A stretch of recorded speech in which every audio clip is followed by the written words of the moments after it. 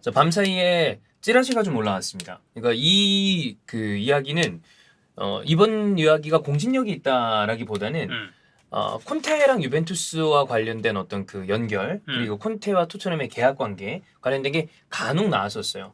근데 유벤투스 기사는 다른 것보다는 역시 그 로메오 아그레스티 얘기를 듣는 게 제일 좋은데 아그레스티가 이제 그 콘테 그리고 아니엘리 회장의 관계에 대해서 그 알베 형도 그랬잖아. 약간 애증의 관계라고 콘테랑 유벤투스가. 근데 지금의 상황이 되게 뭐 나쁜 것 같진 않아요. 근데 뭐 이게 뭐 시즌 중도나 이렇게 이루어질 가능성은 모르겠고 다만 콘테가 유벤투스로 언젠가는 다시 돌아갈 가능성이 완전 닫혀 있는 건 아니다는 네. 생각해 볼 만한 것 같아요. 뭐 일단은 아까 얘기했었던 그 공신력이 좀 낮다는 그러니까 이거는 그냥 지나가는 소식 정도로 들어가야 될 것 같은데 이제 탄크레디 팔메리라는 네. 인물이 얘기를 했어요. 안토니오 콘테 감독과 유벤투스가 접촉을 했고 원래 저희가 이제 팔메리 옛날에 별명 구라메리 아니었냐? 그래서 좀 이상한 기사 많아서 뭐 맨유 디발라 이것도 그쪽에서 막 얘기 네. 나오기도 했었고 근데 이제 그 저희가 얼마 전에 영상 올렸을 때 알레그리 그 위계 감독들 있죠. 위계 감독들에서 알레그리는 사실 이제 유벤투스가 경질할 생각이 네. 없다라고 말씀을 드렸었습니다. 왜냐면 뭐 알레그리 경질하는데 들어가는 돈도 굉장히 크고. 네. 근데 유벤투스가 지금 처음으로 알레그리 감독을 경질하는 걸 고려하고 있다라고 이제 약간 속보식으로 본인의 SNS 계정에 올렸는데 거기 보면 이제 기사가 하나가 첨부가 돼 있어요. 그래서 그걸 보면 알레그리가 이제 꼬리에레 델라 세라라는 곳에서 마리오 스콘차르티라는 기자를 이제 인터뷰를 한번 했습니다. 그래서 이 인터뷰를 이제 했는데 이것 때문에 이제 좀 균열이 생겼대요. 예. 그래서 아넬리가 이 알레그리의 이 같은 행동이 굉장히 무례하다고 생각을 했고 알레그리의 미래에 대해서 이런 그런 그러니까 집단적인 그런 결정을 해야 될 거 아니에요. 뭐 그 이사회가 하든 그래서 그것을 처음으로 이사회한테 이제 좀 맡겼다라는 그런 얘기가 나왔습니다. 그래서 이제 그 인터뷰가 뭘까라고 제가 이제 한번 좀 찾아봤는데 알레그리가 이제 그 스콘차르티라는 인물이랑 한 인터뷰에서 보면 지금 스쿼드에는 폴 포그바도 없고 페데리코 키에사도 없고 그리고 본인이 굉장히 선호하는 그 아드리안 라비오 이런 선수들 그러니까 몇몇 핵심 선수들이 빠져있기 때문에 지금의 유벤투스 라인업은 약간 가상과도 같다. 이런 얘기를 알레그리가 했다 하더라고요. 네. 그리고 이제 그 스콘차르티라는 인물도 이 알레그리의 발언에 대해서 약간 두둔하는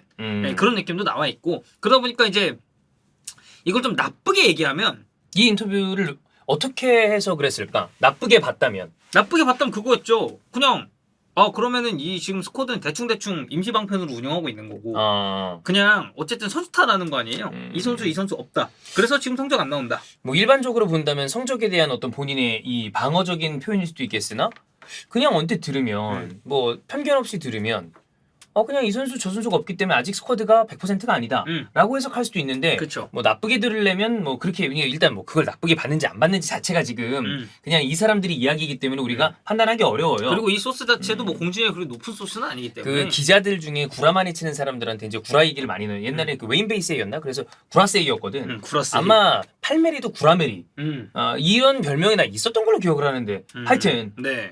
그래서 알레그리가 지금 유벤투스랑 25년 6월까지 계약이 돼 있습니다. 그리고 이제 뭐 세부적인 거는 저희가 알 수는 없지만 그냥 뭐 해외 기사 쪽을 참고를 해보면 일단 경질시 위약금도 꽤 있고 그리고 이제 뭐 보너스 관련 조항도 꽤 이제 포함이 돼 있는 걸로 보여요. 그래서 뭐 일단 뭐 그냥 뭐 접촉했다 뭐 컨테가 어쩌고저쩌고 이런 얘기가 나오고 있는 가운데 저는 개인적인 생각으로는 알레그리가 유벤투스를 떠날 가능성은 높지 않다. 네, 저는 좀 그렇게 생각합니다.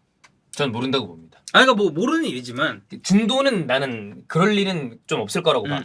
뭐 근데 무슨 10연패 해. 그런 이거 못 참겠지. 그럼 못 참지. 뭐 유베가 어디 동네 클럽입니까? 지금 전 세계 유력한 이 축구 클럽을 넣는다면 유벤투스는 당연히 최상단에 있어야 되는 클럽인데 지금 성적이 안 나오고 있잖아. 굉장히 안 나오고 있죠. 지금 성적인데도 불구하고 알레그리가 오히려 안전하다라고 이야기하는 게 의아한 상황이긴 해요. 그래도 문제가 없는데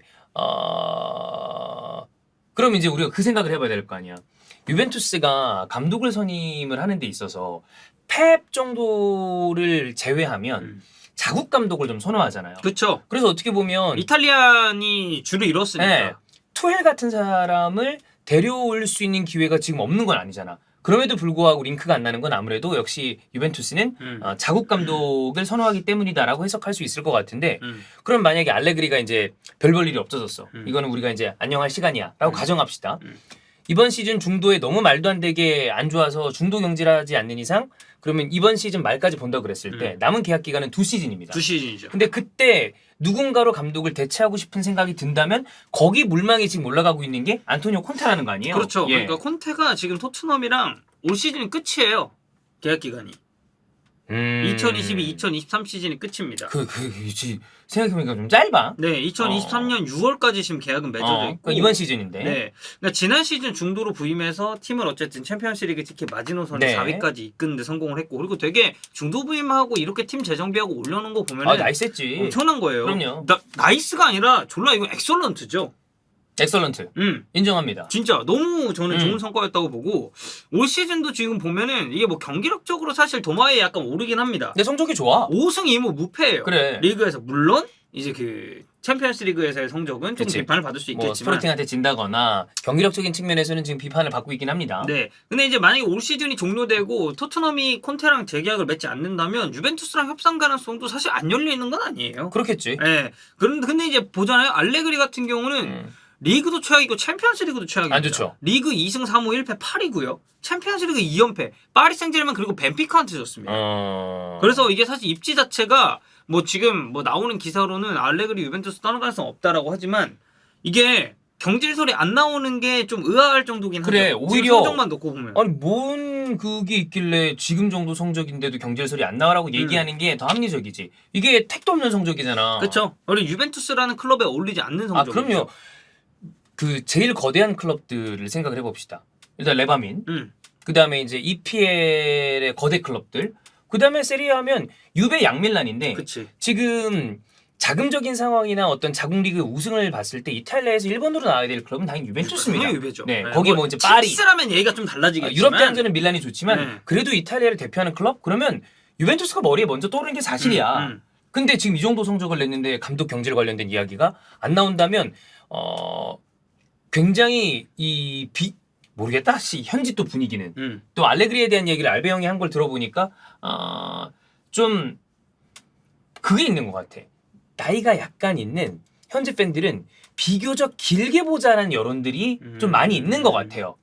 뭐 이거는 또 팬들의 성향마다 다르고, 그들도 왜 그런 거 있잖아. 서포터들 안에서도 뭐 소모임도 있고 그렇잖아요. 갈리지, 많이 갈리죠. 그럼 그 안에서도 감독이나 선수에 대한 평가가 다르기 때문에 이거를 뭐 천편일률적으로 생각하기는 어려우나, 근데 예를 들면 뭐 시메오네 감독에 대한 평가가 자국 팬들이랑 해외에 있는 팬들이랑 좀 갈리잖아요. 근데 해외 팬들도 안 좋아하는 팬들도 있어요. 당연히 있지만 우리나라보다 훨씬 덜하다고. 그렇죠. 그러니까 하물며 유럽보다 규모가 작은 K리그 안에서도 감독을 놓거나 아니면 구단의 운영 방침이나 프런트에 대해서 생각이 갈려요. 서로. 그게 당연한 거고. 네, 그리고 이쪽도 그래서 저는 의견은 좀 약간 갑론을박은 될 수 있다고 보고. 근데 한국에 있는 유벤투스 팬들이 이게 좋아할 리가 없잖아. 그렇죠. 지금 알레그리 여론이 엄청 안 좋죠. 한국 유벤 팬들. 지금 이분들은, 그러니까 나를 비롯한 너도 마찬가지고 해외 축구 클럽을 좋아한다고 그랬을 때 연고가 있는 건 아니다. 너 말라가 정도가 내가 보기엔 좀 특이한 케이스라고 봐. 거기 너가 있었으니까.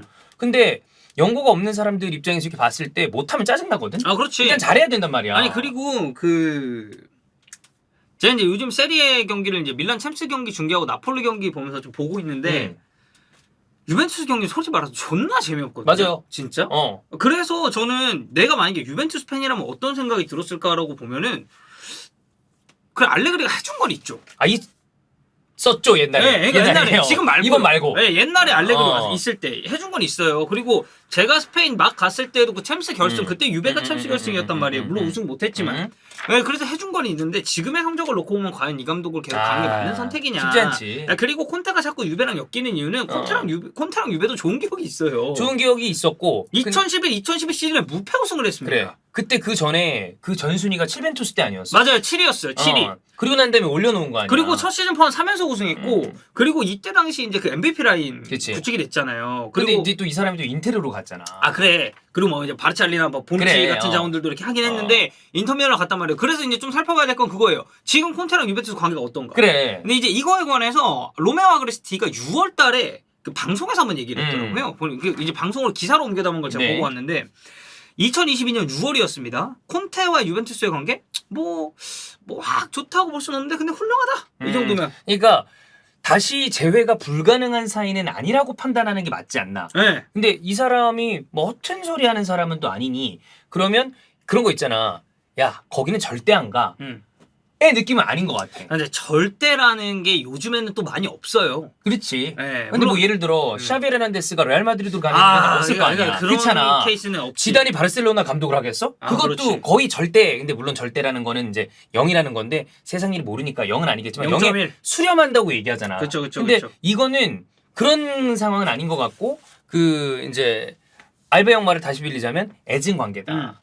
그리고 알레그리한테도 아까도 유베 경기 재미없다고 그랬잖아. 그때 그랬다니까. 그 형 새벽에 챔스 봤으니까 왜 봐? 졸려. 재미없어.